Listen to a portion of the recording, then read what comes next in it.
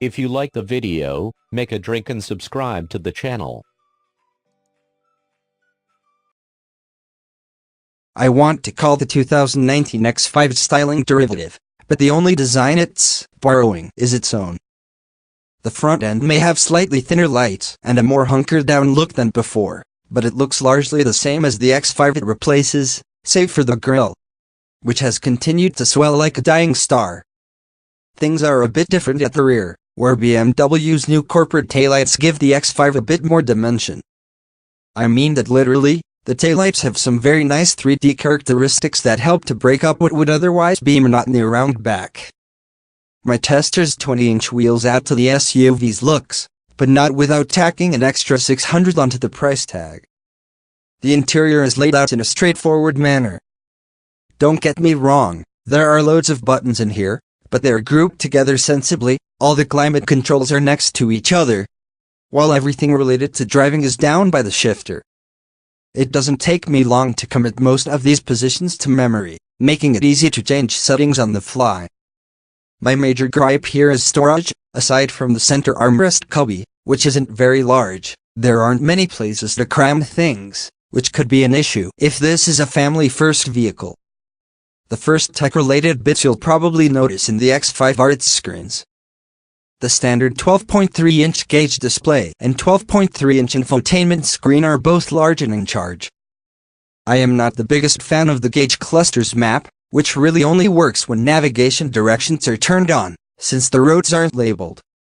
Otherwise, I do appreciate that all the relevant information is displayed prominently on either side, and the colors and layout change depending on the mode, which is a nice touch.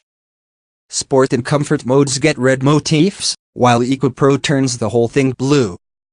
The latest iteration of BMW's iDrive works well, with a home screen that displays most of the relevant information by default.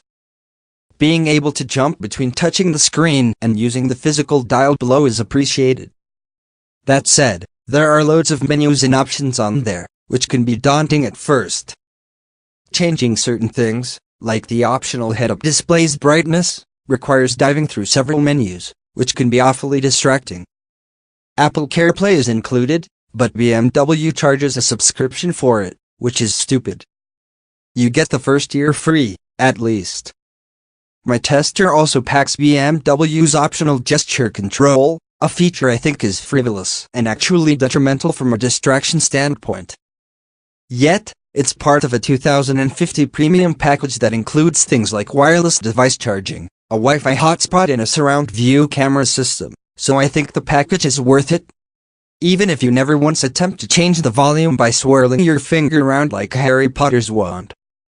Fans of cable-based charging will be excited to see USB-C ports in both rows. The powertrain, on the other hand, is damn near velvety.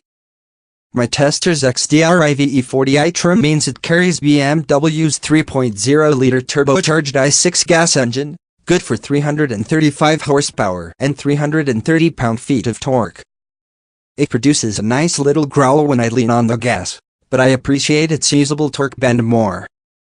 The 8-speed automatic works well in conjunction with this engine, shuffling through the gears smoothly. Throwing it into sport mode sharpens everything up, but I find the standard comfort mode to be the best blend of thrift and shifts. The remainder of the driving experience is equally well bolted together. The steering is direct and responsive, aligning itself with some of the sportier SUVs in the segment like the Porsche Cayenne. The throttle is easy to modulate, and in my specific case, that made for easy donuts and drifts in the snow with the stability control set to its sportier, let you have a little fun setting. The brakes are consistent, although sprightly downshifts from the transmission below 20 miles per hour make it a little difficult to come to a stop smoothly every time. On the fuel economy front, the EPA rates the 2019 X5 XDR IVE40i at 20 miles per gallon city, 26 miles per gallon highway, and 22 miles per gallon combined. Most of my week was spent tackling annoyingly extreme inclement weather, which left me with figures 3-5 miles per gallon lower than the estimate. However, with some clear roads, I think the EPA's numbers wouldn't be too tough to match. How I'd spec it. My tester starts at 60,700, but BMW's pricey options sent the price through the ceiling, eventually settling at $72,530 including the $995 destination charge. I'll start with the same trim, because V8 equipped models don't start until $75,750, which is ludicrous.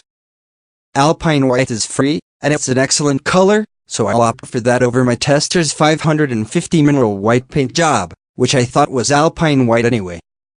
Avoiding the 620-inch wheels efforts me a bit more suitable for a softer ride ideally.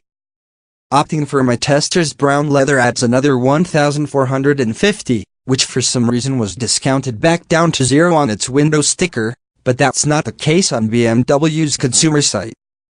I like keyless access and 4-zone climate control, so I'll stick with my tester's $1,150 convenience package, as well as the $2,050 premium package that adds a head-up display, wireless device charging, a hotspot, a surround view camera and gesture control.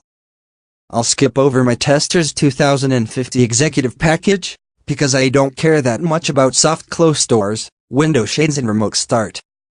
However, I'll hold on to the $1,700 Driving Assistance Pro package for its solid driver's aids. In terms of individual options, I'll plunk down $1,000 for 2-axle air suspension and $250 to heat both the steering wheel and the front armrests.